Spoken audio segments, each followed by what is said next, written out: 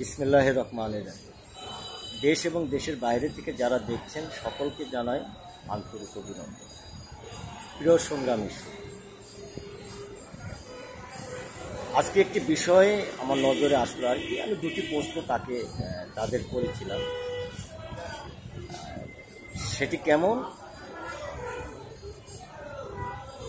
যেমন আপনার এই মাস্তুল ফাউন্ডেশন আর কি, যেটি ফিলিস্তিনের অসহায় মানুষদের জন্য খাবার সংগ্রহ করছে, তো সে বিষয়ে আমি প্রশ্ন করেছিলাম যে আসলে আপনারা কি কোনো রাজনৈতিক দলের সংগঠন কিনা। ওনারা আমার কাছে প্রথমত নিশ্চিত করেছেন যে না, আমরা কোনো রাজনৈতিক দলের সংগঠন না। এবং দ্বিতীয় স্টেপে আমি প্রশ্ন করেছিলাম কথার মাধ্যমে আর কি, ওনাদেরকে আর কি যেটি পেলাম আর কি, যে সেটি হচ্ছে একমাত্র যে ওনারা দেশের যে গণতন্ত্র আর কি সেটি বিশ্বাস করেন না। এবং উনি ইসলামিক লাইনের এই কথাটি উনি বললেন। এবং ইসলাম নির্বাচন, বিশেষ করে গণতন্ত্রকে সমর্থন করেন।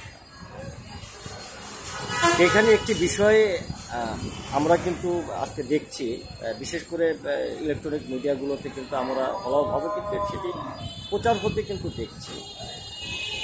যেমন ডাকসুর একটি নির্বাচন, সেখানে কারচুরি হয়েছে এবং যিনি ভোট দিয়েছেন তার ভোটটিও সেখানে নেই।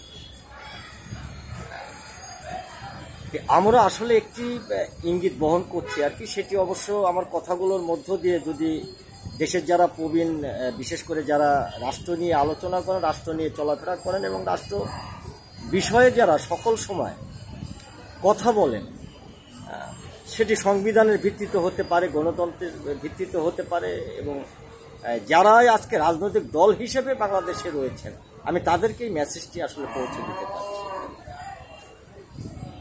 সেটি কেমন আপনারা এটি খেয়াল করেছেন কিনা যে 80-র দশক এবং 80-র দশকের পরবর্তী সময় পর্যন্ত কিন্তু বিশেষ করে কয়েকটি রাজনৈতিক সংগঠন ছিল যাদের মধ্যে একটি ছিল পূর্ব বাংলার কমিউনিস্ট পার্টি, যারা নামেই বিশ্বাস করতো না যে এদেশ স্বাধীন হয়েছে। কেননা ওখানে সর্বপ্রথমতই বলা ছিল যে পূর্ব বাংলার কমিউনিস্ট পার্টি। তাহলে আমরা যে এ দেশটা স্বাধীন করেছি, সে স্বাধীন হয়েছে সেটি কিন্তু তারা স্বীকার করতো না। আর আজকে সেই দিক আমরা যদি যাই, যে রাজনৈতিক যে একটি পরিস্থিতি আমরা বর্তমান যেটি দেখছি, যেখানে ইসলামিক সংগঠনগুলো তারা গণতন্ত্র বিশ্বাস করে না, একই পর্যায়ের একই সিস্টেমের। তো এইখানে আমরা একটি বিশেষ করে যে আমরা যে সাহায্য সহানুভূতি দেই এবং বিশেষ করে রাষ্ট্রের যে নির্বাচন প্রসঙ্গে আমরা বলছি, দেশের রাজনৈতিক গণতন্ত্রের প্রতিষ্ঠা হোক সেই প্রসঙ্গে আমরা বলছি, এখানে কিন্তু তাদের যে একটি মত, তাদের যে একটি বিশ্বাস, সেটি কিন্তু ক্রমশ তাদের মধ্যে কিন্তু ঢুকিয়ে দেওয়া হচ্ছে। কেননা যে এই দেশে গণতন্ত্রের প্রয়োজন নেই, এই দেশে তাদের একটি রাজত্বের প্রয়োজন, কিন্তু সেই রাজত্ব হবে সেটি নির্বাচনবিহীন। তাহলে এটি কি দাঁড়ালো? রাজতন্ত্রের মধ্যে পড়ে নাকি একনায়কতন্ত্রের মধ্যে পড়ে?